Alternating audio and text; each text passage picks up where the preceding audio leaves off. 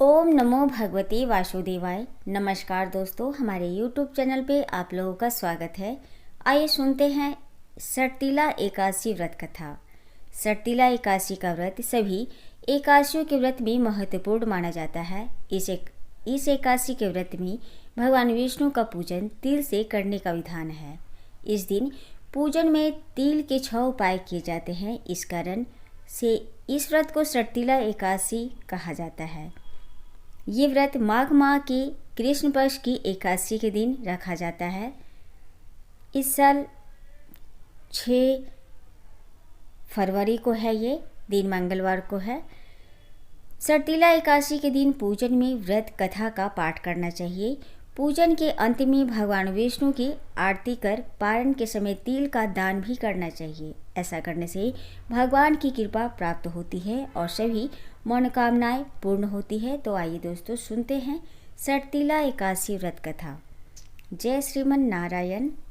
सटतिला एकादशी की व्रत कथा के अनुसार प्राचीन काल में एक ब्राह्मणी रहती थी। वह सदैव व्रत और पूजन करती थी। यद्यपि वह अत्यंत धर्मपरायण थी, लेकिन कभी पूजन में दान नहीं करती थी। न ही उसने कभी देवताओं या ब्राह्मणों के निमित्त अन्न या धन का दान किया हो।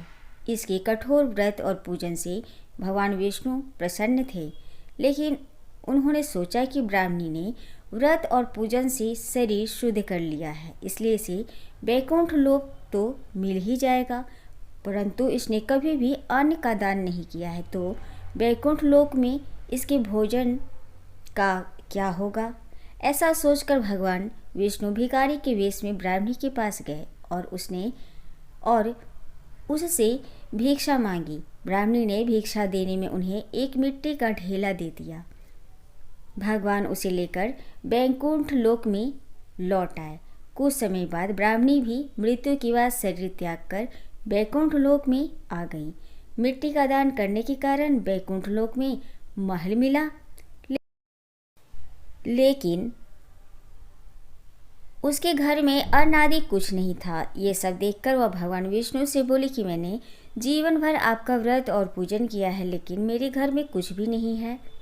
भगवान ने उसकी समस्या सुनकर कहा कि तुम वैकुंठ लोक की देवियों से मिलकर सटतिला एकादशी व्रत और दान का महात्म सुनो, उसका पालन करो।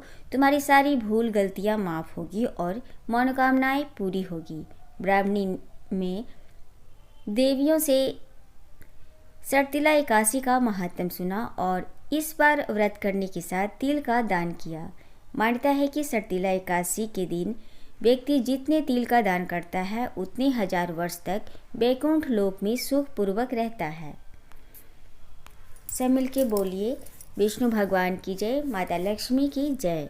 तो ये थी कथा दोस्तों, और अगर आप लोग को हमारे चैनल की कथाएं अच्छी लग रही है दोस्तों, तो हमारे चैनल को लाइक कमेंट शेयर करें। हमारे चैनल को सब्सक्राइब भी कर ले दोस्तों, और बेल आइकन को भी प्रेस कर दे, जिससे मेरी आने वाली वीडियो की नोटिफिकेशन